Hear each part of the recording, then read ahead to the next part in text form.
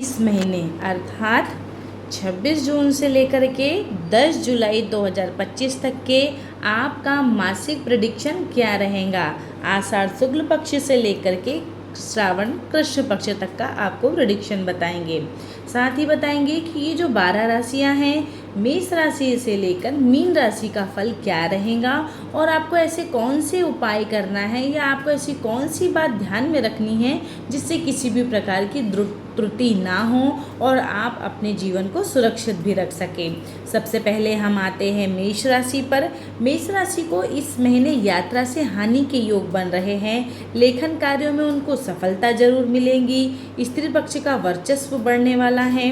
वाहन से चोट चपेट बनी हुई है और आर्थिक हानि के योग बने हुए हैं। इसलिए मेष राशि वाले घर पर ही रहे, सावधानी से रहे, यात्रा ना करें। साथ ही चंडी कवच का रोज पाठ करें।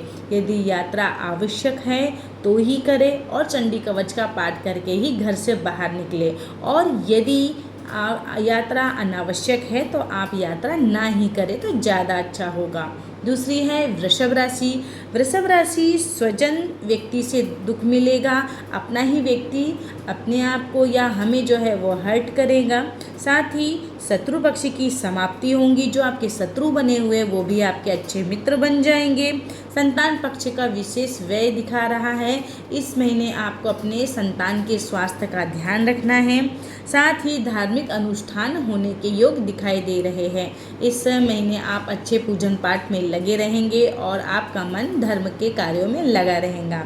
आपको सिर्फ और सिर्फ रोज श्री सूक्त का पाठ करना है। तीसरा है मिथुन राशि। मिथुन राशि के लिए सम्मान की प्राप्ति का समय दिखाई दे रहा है।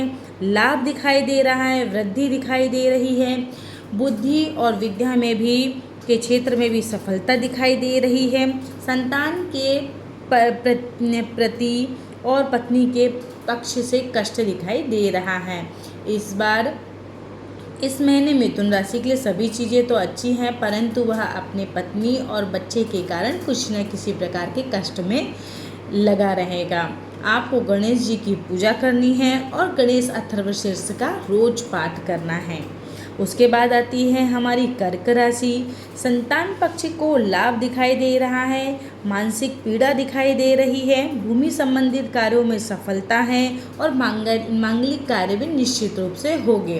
कर्क राशि वालों को अपने रोज एक नियम पूर्वक चंद्रमा के दर्शन करने का नियम बनाना है। साथ ही साथ उन्हें चांदी के पानी का सेवन करना है। इससे उन्हें मानसिक कष्ट नहीं होगा।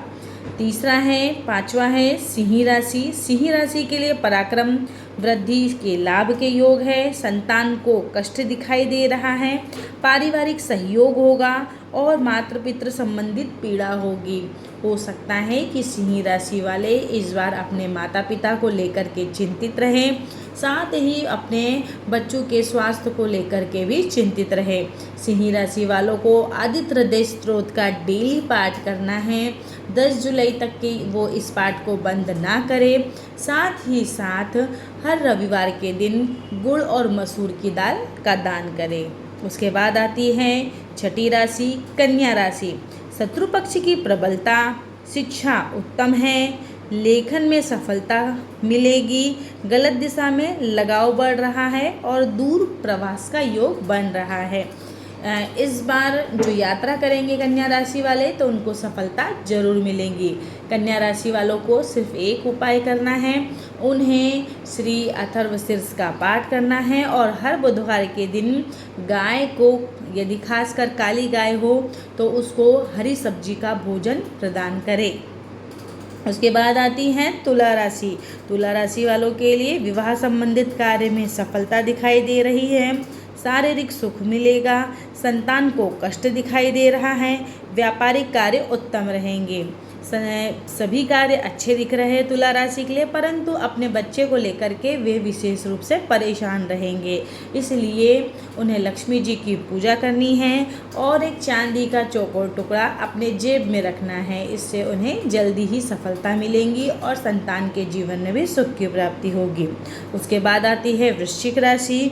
वृश्चिक राशि में विद्या में परेशानी दिखाई दे रही है।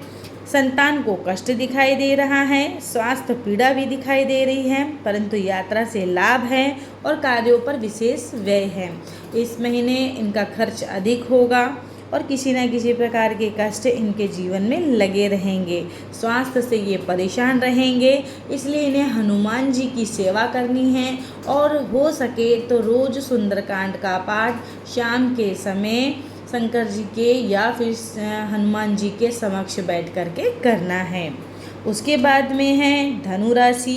धनु राशि राजमान प्राप्ति, लेखन कार्य में सफलता, संतान सुख, स्वास्थ्य पीड़ा, अचानक लाभ और व्यय, ये सारी चीज़ें दिखाई दे रही है। धनु राशि के लिए अच्छा समय चल रहा है। वे अपने गुरु को और स्ट्रॉन्ग करें और हो सके तो गुरुजी ने जो मंत्र बताया हुआ है उसका नियम पूर्वक जाप करें। इस जाप को करने से उनके लिए ये महीना और अच्छा सिद्ध होगा।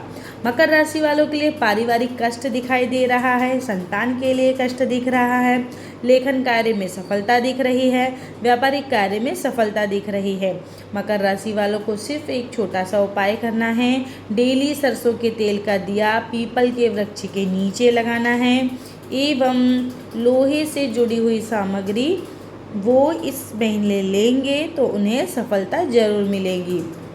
कुंभ राशि वाले आध्यात्मिक क्षेत्र से लाभ दिखाई दे रहा है, स्वास्थ्य भी अच्छा रहेगा, धार्मिक कार्य भी अच्छे रहेंगे, स्त्री से भी लाभ होंगे और नौकरी में भी सफलता है।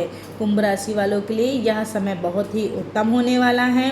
हर शनिवार के दिन शनि मंदिर के दर्शन करें।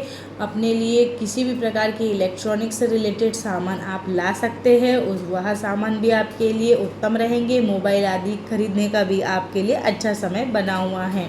लोहे से संबंधित कार्य में लाभ दिखाई दे रहा है। इस महीने आपको सिर्फ और सिर्फ खाटू श्याम जी के दर्शन करते रहना है। उसके बाद आती है मीन राशि। मातृ पितृ संबंधित कष्ट इसमें दिखाई दे रहे हैं। शत्रु पक्ष की समाप्ति होती हुई दिखाई दे रही है।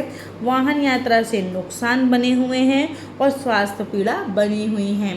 तो मीन राशि वाले प्रयास करें कि गुरुवार का उपवास वे शुरू कर दें, गुरु के लिए पूजन पाठ करें और यदि उन्होंने गुरु दीक्षा नहीं ली है तो वे इस आने वाली गुरु पूर्णिमा में गुरु दीक्षा अवश्य लें।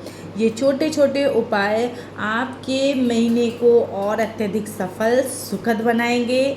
आपका जीवन मंगलमय हो, यही आपके लिए कामना करते हैं।